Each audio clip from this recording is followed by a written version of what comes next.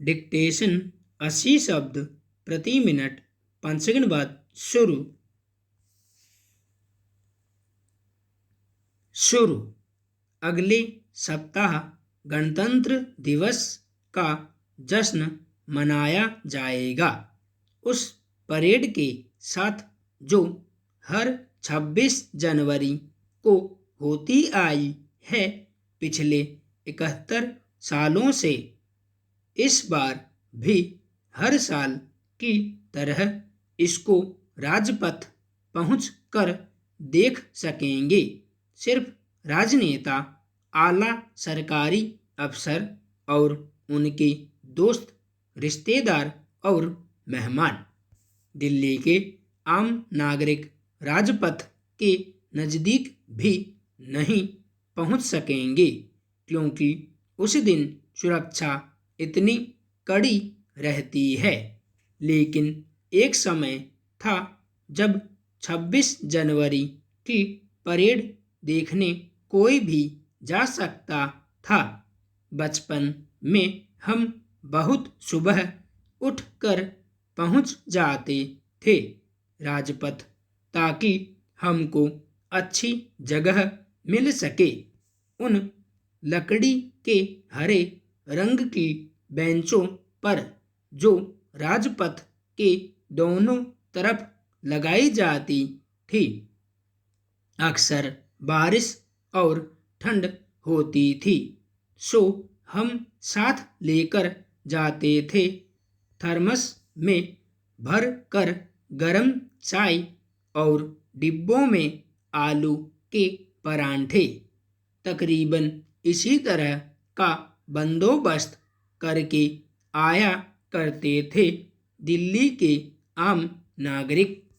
यानी वह जनता का जश्न होता था जो अब नहीं है।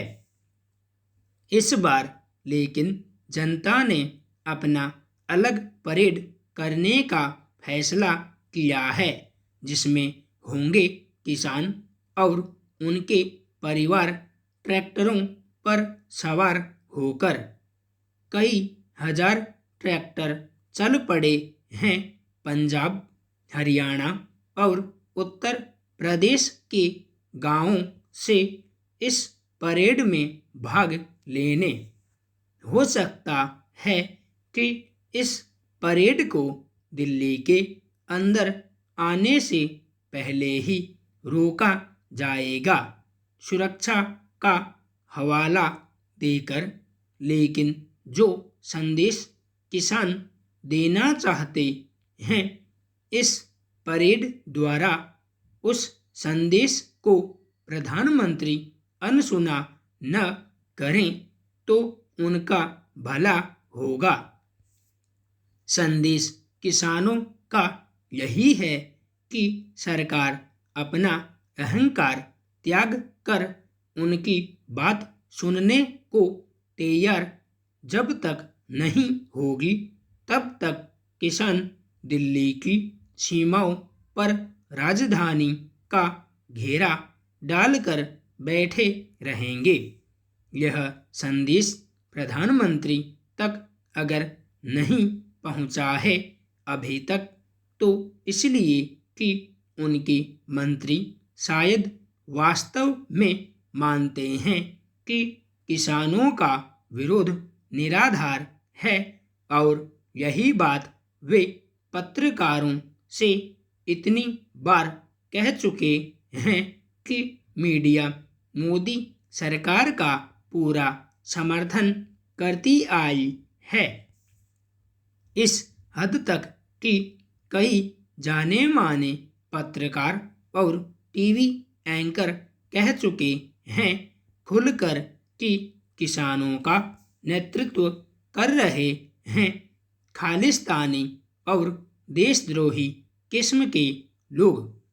यथार्थ यह है कि जब से मोदी दूसरी बार प्रधानमंत्री बने हैं उनकी सरकार में इतना अहंकार दिखने लगा है कि जब भी जनता की तरफ से किसी तरह का विरोध सामने आता है तो इस विरोध को मोदी को बदनाम करने का षड्यंत्र माना जाता है। यहाँ तक कि मोदी के समर्थक और भारतीय जनता पार्टी के प्रवक्ता कह चुके हैं कई बार कि किसानों का विरोध शाहीन बाग की दूसरी कड़ी है और कुछ नहीं। सो ऐसा लगने लगा है कि प्रधानमंत्री निवास तक यह संदेश पहुंचा ही नहीं अभी तक कि शाहीन बाग वाला विरोध प्रदर्शन भी असली था और किसानों का विरोध भी असली है। शाहीन बाग में रात दिन बैठी रहीं मुस्लिम महिलाएं कई हफ्तों तक तो इसलिए कि उनको नागरिकता कानून में संशोधन से असली चिंता थी कि उनकी नागरिकता को खतरा रहेगा अगर उनके पास उनको साबित करने के लिए दस्तावेज न हों।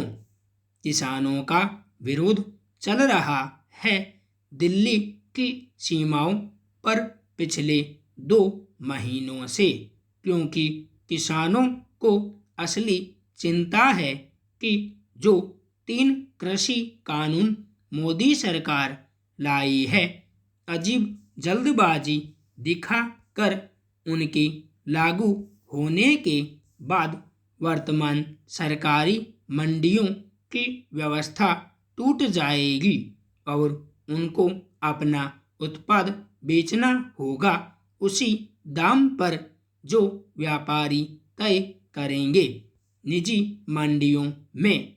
ऐसा हुआ है बिहार में जब से उस राज्य में बिल्कुल इसी किस्म के कानून लाए गए हैं।